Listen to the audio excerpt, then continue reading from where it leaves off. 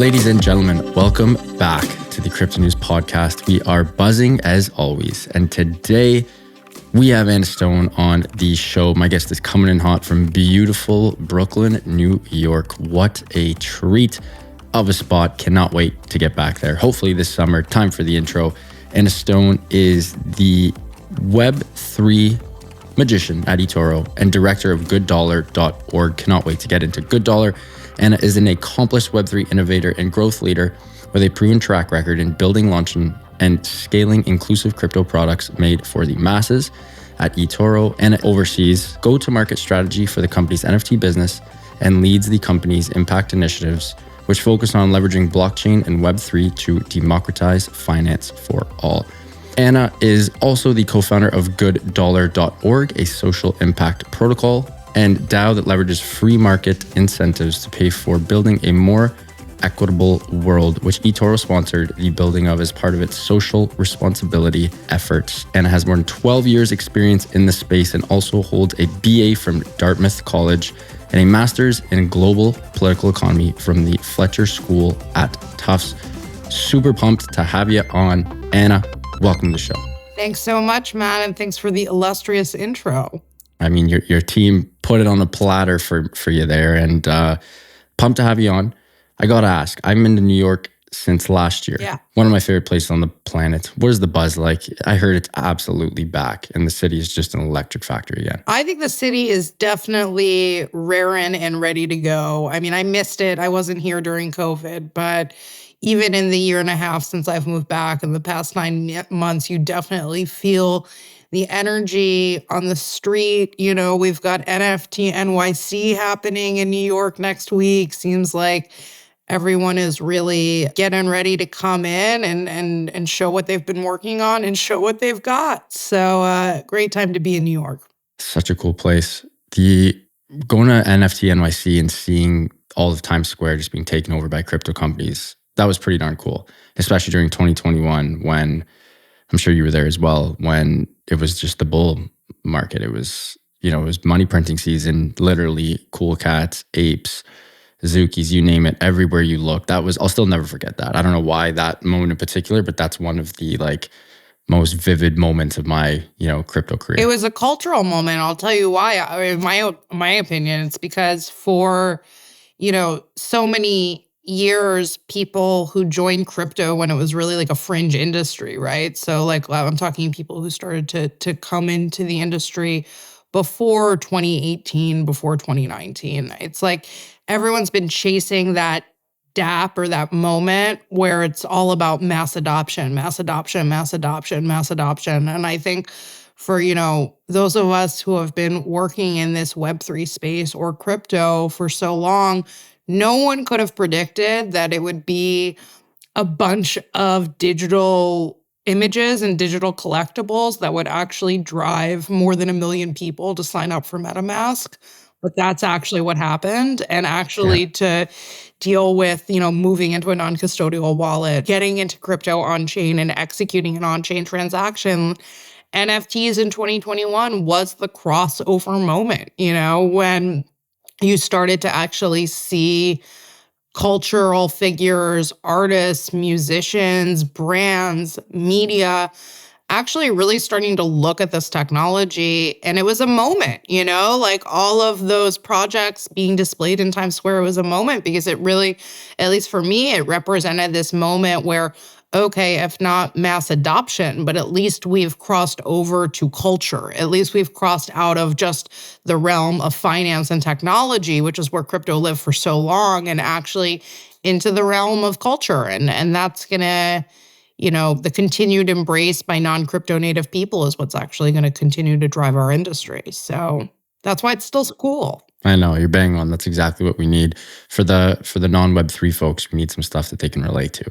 That they want. That's going to make it worth signing up for the MetaMask and buying the Ether and having to deal with all of the pain in the ass of the user experience of crypto, right? You need the demand. It's craziness. And I'd love if you could, let's go back a couple of years. Walk me through your crypto inception story, because you did a hell of a lot and were very early in the game before you started moving and grooving at eToro. and of course, good dollars. So give me sort of, back when you were on in the batter's box before you rounded first, second, and third. So I've always been interested in the questions of, money and what the role that it plays in our lives, not just on a global macroeconomic level, but what it really means for each one of us. Personally, individually, I've always been interested in understanding financial inequality and why it exists. And that's been true of me since I've been a very young person, and why I studied economics and why I started my career actually working in economic development in a traditional nonprofit model. So I've always been, let's say, at least intellectually interested in this area and passionate about this area, and really coming to this question of wealth inequality and lack of access has always been something that's, been true to my heart. Having said that, I'm definitely like a recovering idealist, right? So I kicked off my career working in the traditional nonprofit model, in economic development, microfinance, and was very quickly, this is a long time ago, over 10 years ago already, and just really disillusioned by the philanthropic model and how unscalable it fundamentally was, and became much more interested in, I want to say, like what was at that point in time emerging fintech solutions that were being brought to market by private companies that actually seemed like a much more reasonable way to give people buying power. So we're talking about Visa and MasterCard moving into the favelas in Brazil, or actually really looking at mobile money for West African countries where it had been so successful in East Africa. And this is in 2012, 2013.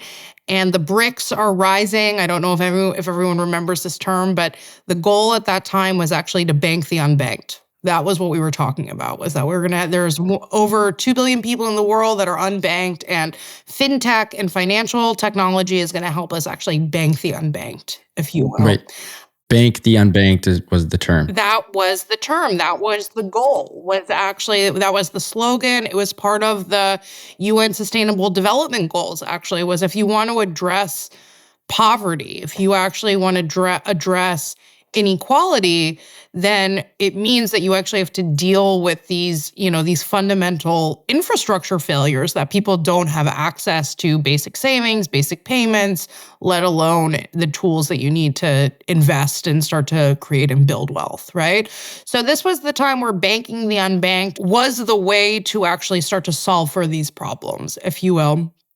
And I'll skip over a little bit, but long story short, I realized that I wanted to work in technology. I decided to move to Israel, which had a, startup nation, which had a proliferation of really interesting technology companies there. I actually ended up starting my career moving away from fintech, but in around 2017, I started to look up from my enterprise software perch, and started to read about this thing called Ethereum, and started to read about blockchain, and fell down the rabbit hole, right? As so many people do at that early stage in their crypto journey and their discovery journey, and realizing for me that this technology was going to be a very meaty area that I would be able to really work on the issues that I've cared about my whole life, ever since I was a young person, but to think about how we could use technology to solve these old problems in completely and totally new ways, if you will. And so that's actually that's what motivated me to move out of, let's say, Web 2 and actually move into working in Web 3 in around 2017, is I fell in love with the transformational potential of the technology, as so many people did, from my own personal perspective, which was always around how can we actually meaningfully bring financial services to more people as part of a larger mission to hopefully make a dent in inequality in the world, right?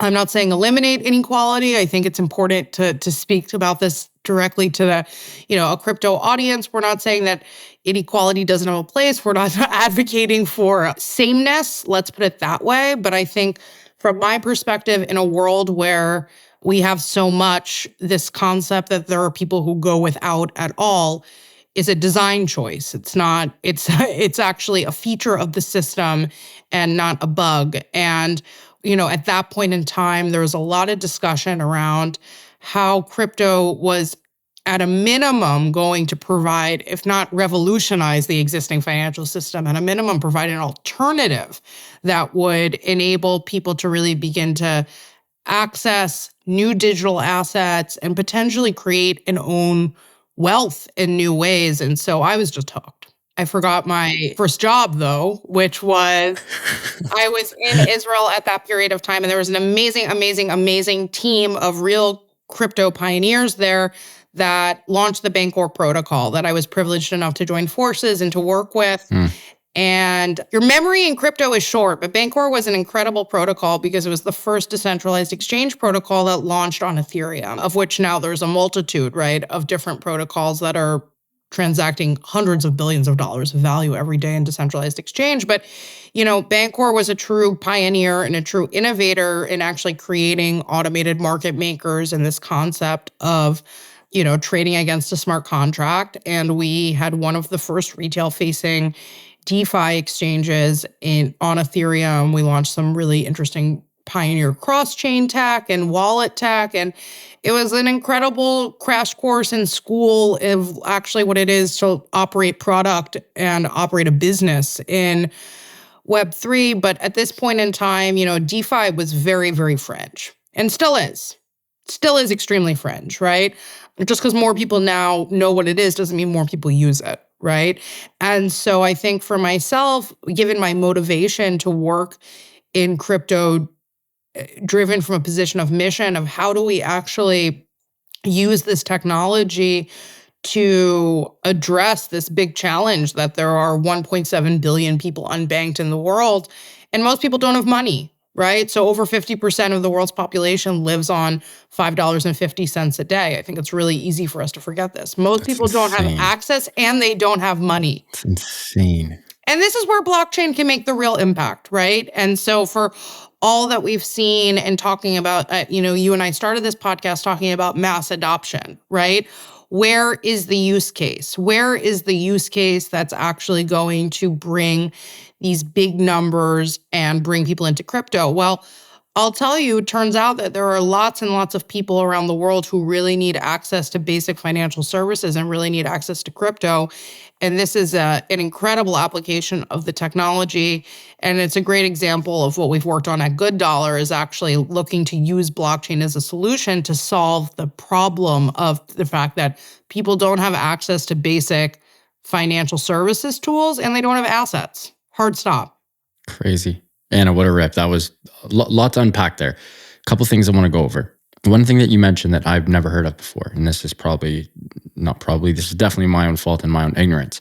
You brought up Eastern Africa being technologized before Western Africa. I perhaps may have misheard you, but can you explain more about that? Sure. So what I was referring to there is actually the phenomenon of M-PESA in Kenya. And M-PESA is a mobile money provider that actually I think is one of the most widely accepted and known examples of value being stored not in fiat currency, but instead being stored in mobile minutes. Okay. So M-PESA is a very interesting example, I think, for people who work in crypto to look at, because M-PESA is, built on a centralized system. It's not decentralized. It's all, traditional Web2 technology.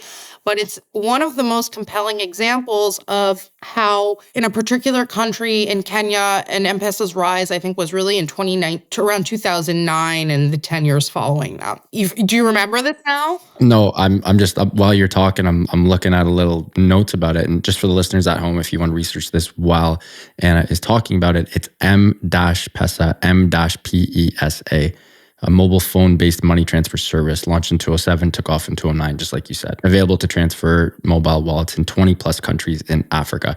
I can't believe I've never heard of this, but keep going. You're on fire right now. M-PESA is was a transformational technology in terms of how we think about what is the role that the smartphone plays in actually providing more financial access and more financial services and products to people who typically weren't served, right?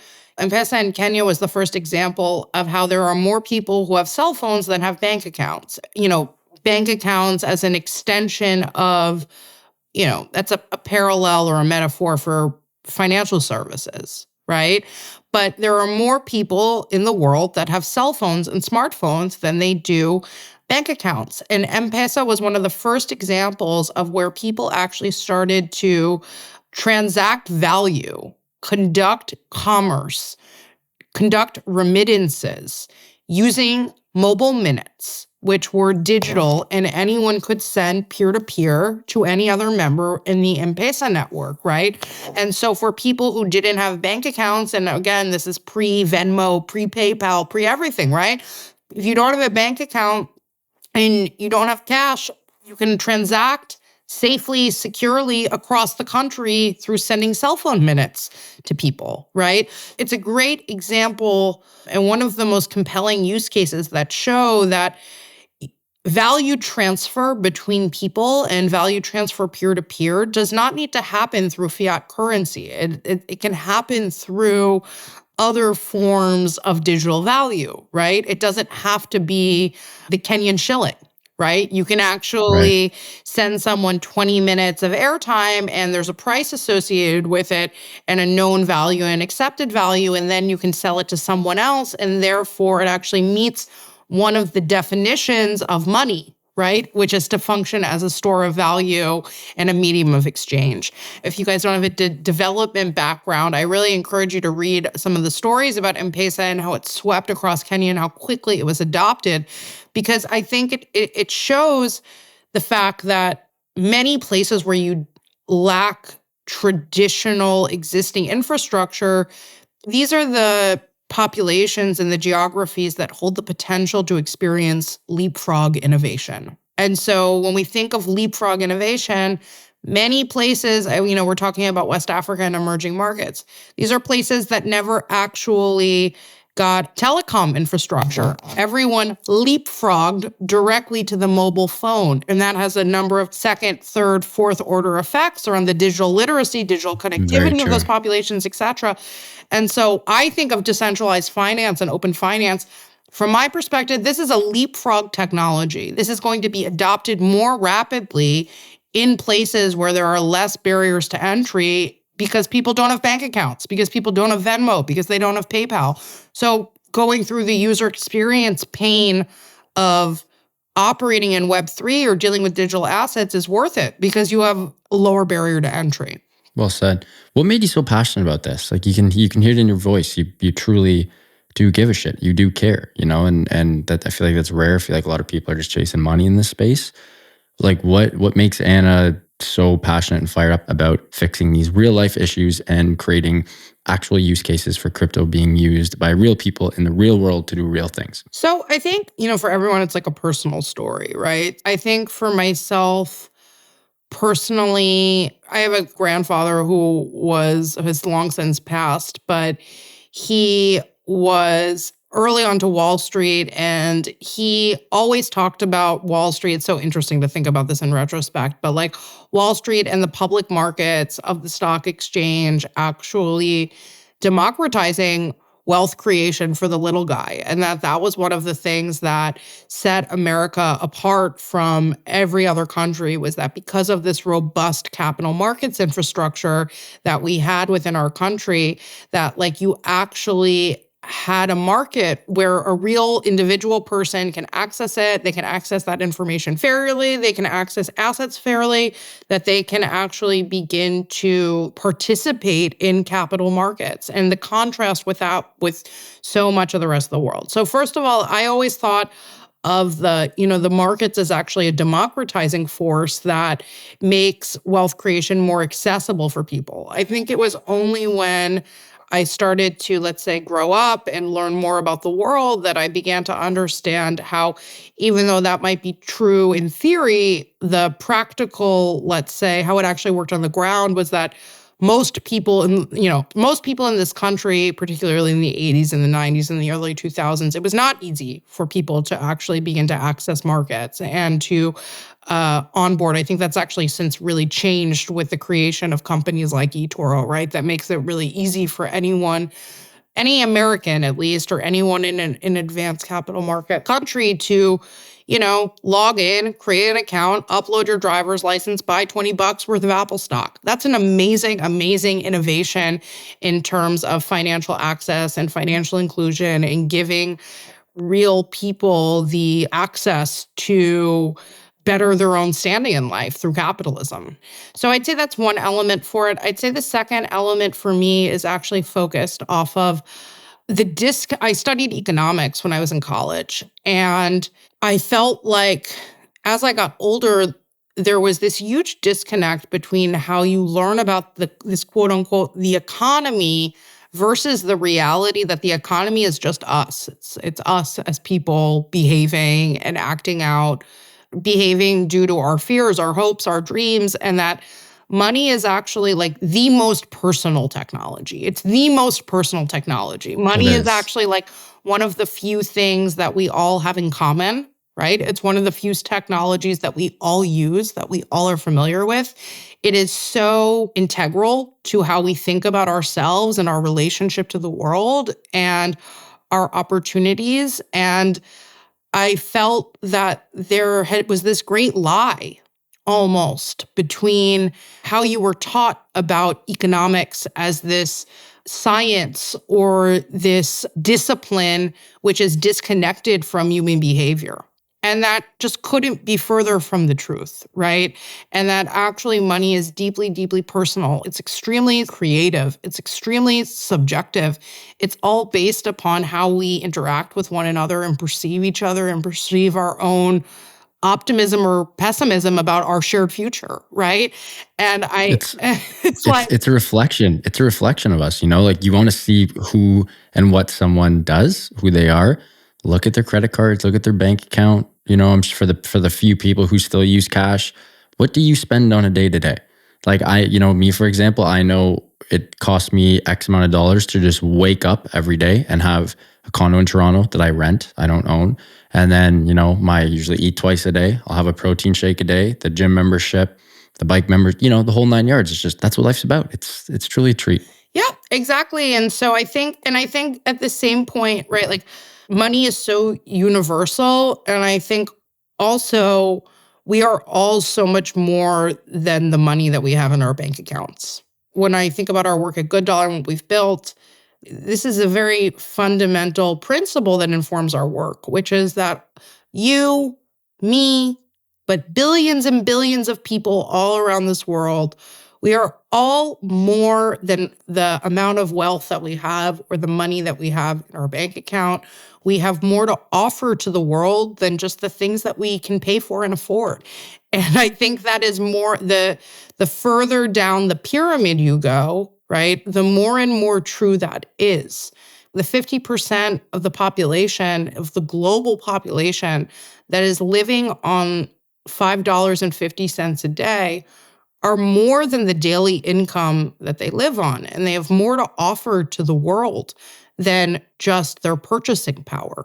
And I think this is why people talk about that there's so much untapped, latent potential, economic potential out there in developing economies and emerging market economies. It's because there is a tremendous amount of human capital and human potential that is waiting to be unlocked. And one of the things that crypto is really good at is actually getting money to people at scale in a global way. And if the problem that you're looking to solve is how do we actually get money to flow to the places where it's the most expensive, where it's actually the least accessible, where banks are the least willing to go, where the cost of capital is completely and totally inaccessible for people, right? These are problems where crypto actually is a great solution and blockchain is a great solution. And I think for not every problem that crypto is trying to solve is that the case. But when you look at these types of problems of how do we actually give financial tools to people and how do we get assets to people, crypto is a great solution. It is the best we have right now. Anna, you're on a roll. We got to take a quick break, though, and give a huge shout out to our sponsor of the show, that is Prime XBT. They've been longtime friends of Crypto News and the Crypto News podcast. We love their team. Incredible people, very switched on as well, who have built a robust trading system for both beginners and professional traders. It doesn't matter if you're a rookie or a vet, you can easily design and customize your layouts and widgets to best fit your trading style. Prime XBT is also running an exclusive promotion for listeners of the Crypto News podcast. The promo code is CryptoNews50 to receive 50% of your deposit credited to your trading account that can be used as additional collateral to open positions. Again, that is CryptoNews50, all one word, to receive 50% of your deposit credited to your trading account. And now back to the show with Anna. Anna, let's get into some eToro action and some good dollar action. Yeah. Let's start with Good Dollar. I love the name, by the way. gooddollar.org. Super simple. Has a nice ring to it. Makes you wonder, what the heck is this as well? Checks off all my boxes. Let's jump into it right away. Tell me what Good Dollar is, what you and the team are doing, why you started it, and what is on the agenda for the next couple of years. Sure, great. So Good Dollar and eToro actually share the same founder, if you will. So the original idea behind Good Dollar was brought to the world, a long standing concept that the founder and CEO of eToro, Yoni Asya, had been thinking about since really the earliest days following the financial crisis in 2008 and 2009. And Yoni, I would say, is a great entrepreneur, and he's built eToro into be a great company. But while he's built out, let's say, a eToro as a regulated broker-dealer that's a regulated company, Yoni is also an avid Bitcoiner and a true believer in the power of Web3 to really shift the paradigm of digital assets in this world. And so as eToro grew up, looking at Bitcoin and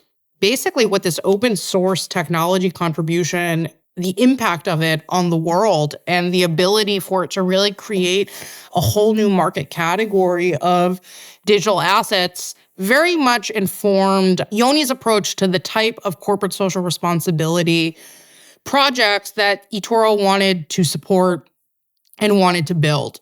The thinking behind Good Dollar was actually based off of, how do we meaningfully use blockchain to address inequality through getting more assets to the people that need it, right? And how can we actually build this in such a way so that what we're doing is building something, an open source software network that outlives us, that other people can build on top of, that enables other people to create their own opportunities through contributing to it or through building their own businesses. And so Good Dollar is really meant to be a public network for the public good that's able to give free money to whoever wants it at scale. This is the concept behind Good Dollar. And so we actually originally started as a research project, really researching this topic of, could you use public blockchain networks to distribute some sort of global universal basic income? And so we started to chip away at that question. The solution that we came up with was going to be very hard, but if we're going to do it, we're going to need to create a protocol that creates a standard for free money as a public good that would actually enable us to take all of the leverages, the power and the features of the blockchain in a way for us to solve this old problem in fundamentally new ways. So there's plenty of money out there, right? This is something I mentioned earlier in the podcast. It's like there's plenty of wealth out there. The question is actually, how are we directing that wealth and to which places in such a way that it's actually used the most productively? Good Dollar is actually an open source standard for free money as a public good that is designed to basically enable the funding of Good Dollar from any source in open finance. You know, your yield earnings from Compound, a fee from your NFT sale, a fraction of your liquidity pool fees, right? Like, you name it. There are tons and tons of sources of capital in DeFi.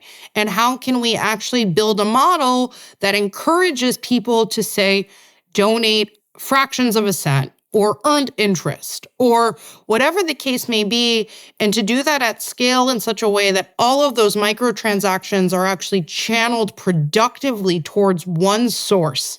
And that is Good Dollar. And Good Dollar actually then is a one productive source that distributes this as a universal basic income fairly to all members of the world. We're giving small amounts of money. So the concept here is actually to enable money to flow very freely to places where it's the most expensive. And therefore, there's the most latent, untapped human potential out there. In my perspective, these are also the places that are most in need of decentralized finance. Right? Where people don't actually, places where capital is expensive, where there's not enough opportunity. These are the places So where true. also you end up with massive billions and billions of people who are underbanked and underinvested in, Yeah. right? So Good Dollar is, there are a few components to it that make it work. I'd say the primary components are the protocol, which actually issues the token which is also Good Dollar, $, right? So this is the UBI token. This is the token that we distribute as UBI every day. And it actually, we use it to create that flywheel and incentive effect within the community. And we've built a few interfaces that enable people to, non-financial, non-technical people to actually be able to sign up, get into a non-custodial wallet, and begin to claim their daily UBI and practice sending it, using it, and using it to explore dApps, right? So Is there a cost for people to claim? Like, do they just go in and claim and boom, you're off to the races? So of course, there's gas, right? But we subsidize that. That's part of the protocol model, is that actually... Right. So I'd say we confronted that challenge in two ways. One is that we do the UBI distribution on side chains of Ethereum. So Good Dollar currently is a multi-chain protocol. We distribute the Good Dollar UBI every day to users on Fuse and on Celo. Okay, so that's one way that we came about it. The other, I guess, product design decision that we made was actually to have the protocol subsidize gas fees. So because most people don't, how are you going to have Fuse or Celo or Ethereum to pay for gas, right? If this is your first experience with Web3, you're not, and you're going to have no idea where to go and get in order to claim your UBI, right? So that's actually a core part of the protocol is subsidization of the gas price that enables people to really easily claim microtransactions every single day. It actually blows my mind that gas subsidy hasn't become a standard in dApp design in crypto, because it seems to me so obvious as a way to encourage, to onboard people to use your dApps. But that's one way that we confronted the cost issue. Love that.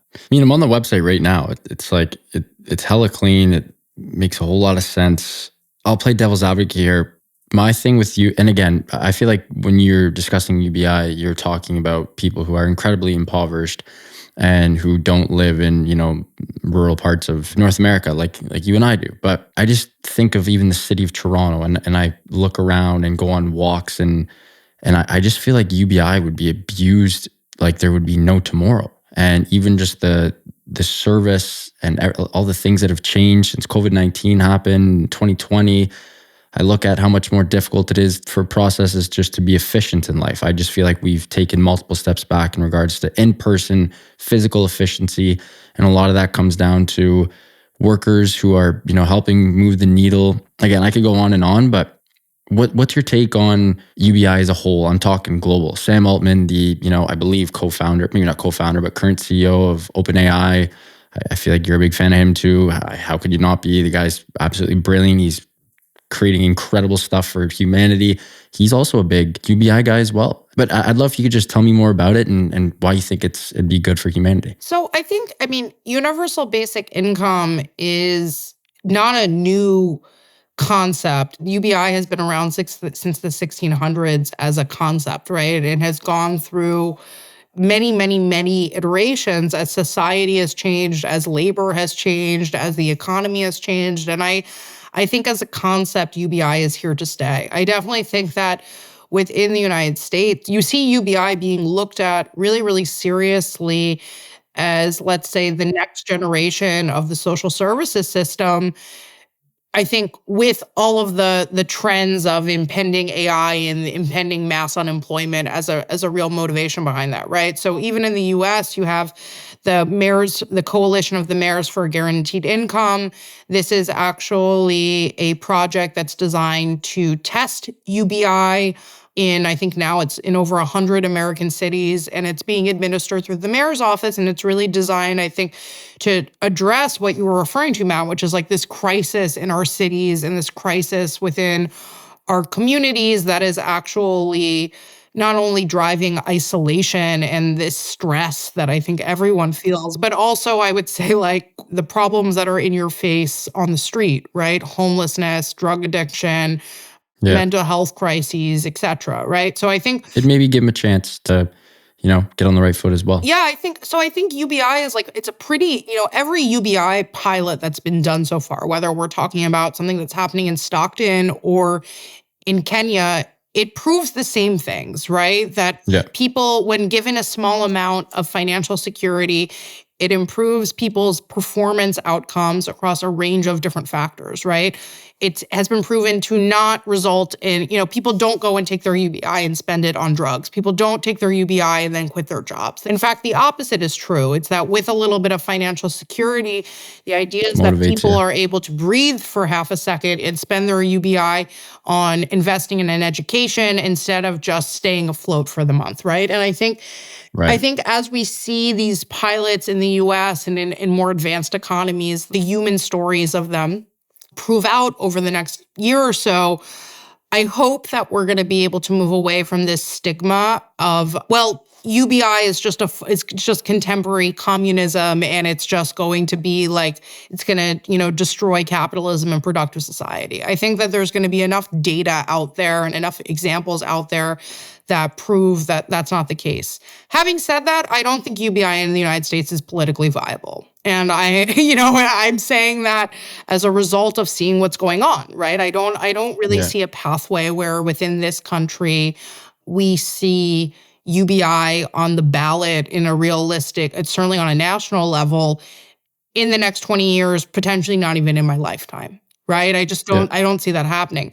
But I think what makes our work interesting and what keeps me motivated, UBI, whether we're talking like 5 cents a day or 50 cents or $50 a day or $5,000 a year or a month, whatever, the whole premise here is actually to enable people to create their own opportunities. And I think giving people enough belief that there's someone out there who's even rooting for you, right? That you feel the encouragement to create your own opportunities. And I think that's what makes what Good Dollar has done. It's an interesting contribution to the universal basic income category, because even though we're distributing, cents on the dollar, right? If you claim every day for a month, you'll have around 50 cents, 50 US cents, right? That's a small amount of money, right? Really small amount of money, particularly from a Western context. But the important thing is that we need to remember that, Good Dollar is actually for people who are looking to create their own opportunities, who otherwise have no other on-ramp to create their own opportunities. And we actually see this happening, right? So that even, in places like Cameroon, for example, where they're really used to operating, there's no credit, right? There's very limited, most people can't just go to a bank and get credit. So what do?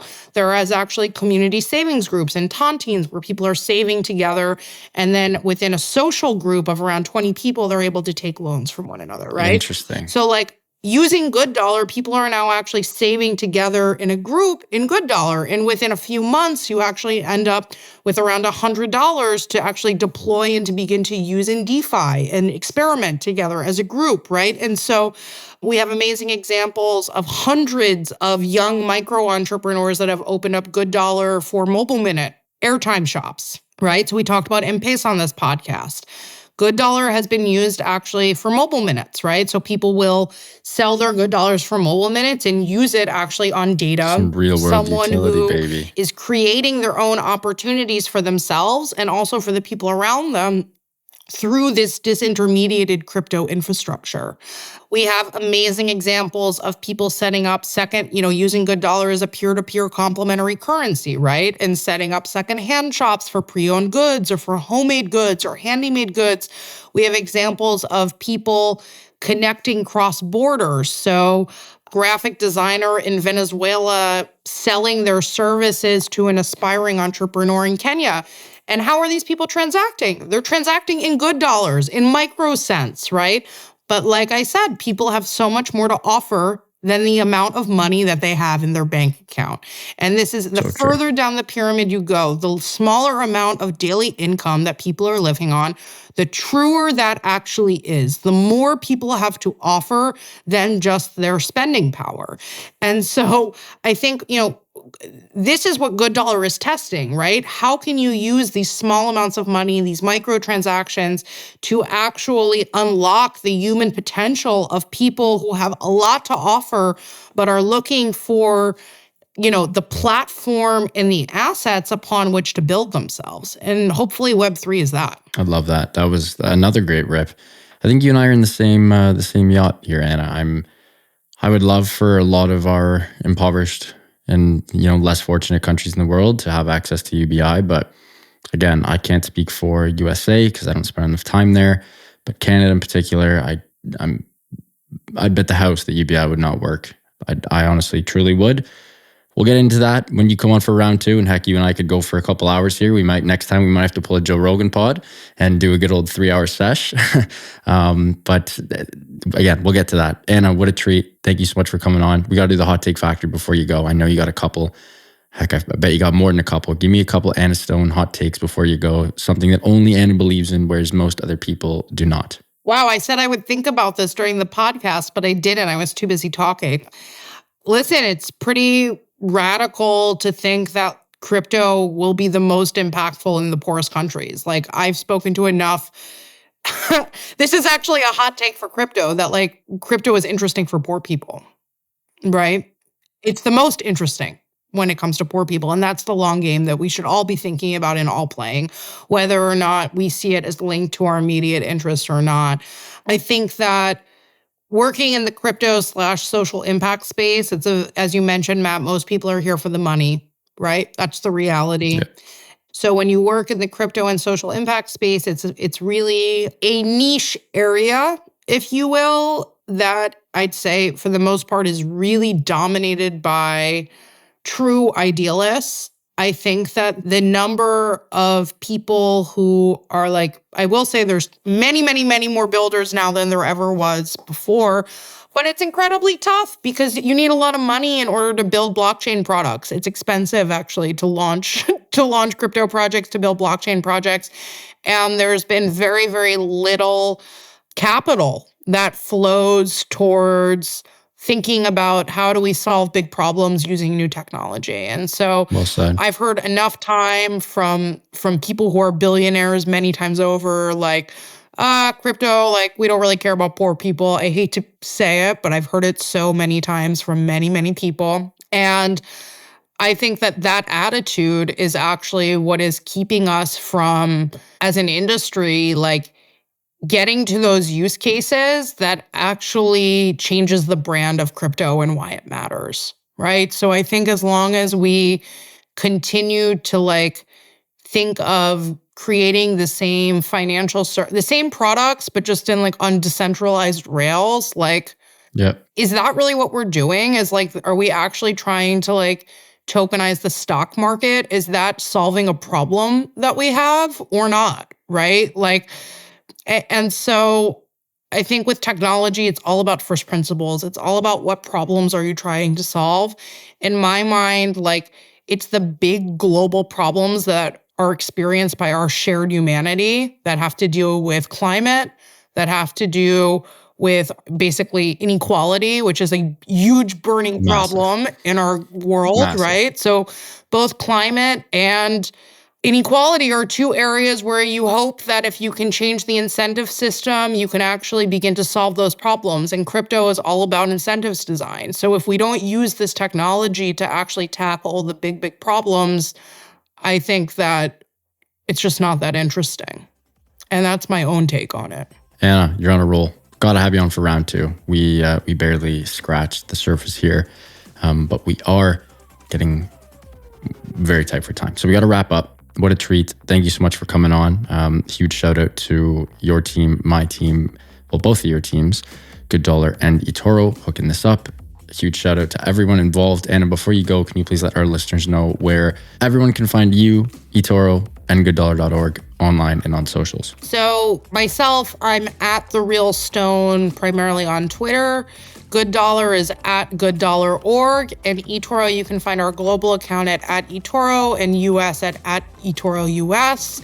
We are sharing all sorts of cool stuff on all those channels around how we're making capital markets more accessible for more people, both for Good Dollar and from eToro. And hope you'll follow us and find us there. Thank you so much, Matt, for having me on. It's been really fun. Folks, what an episode with Anna Stone. Can't wait to have her on for round 2. If you guys enjoyed this one, I hope you did. Please do subscribe. It would mean the world to my team and I. As always, I will include everything Anna, eToro, and gooddollar.org related in the show notes. All of their websites, social profiles, you name it, it will be there. Go check it out. And we'll also have some other snippets and surprises as well in the show notes. Huge shout out to my team. Love you guys. Thank you so much for everything. Eustace, my amazing sound editor. Appreciate you as always. You are the best. And to the listeners, love you guys. Keep on growing those bags and keep on staying healthy, wealthy, and happy. Bye for now, and we'll talk soon.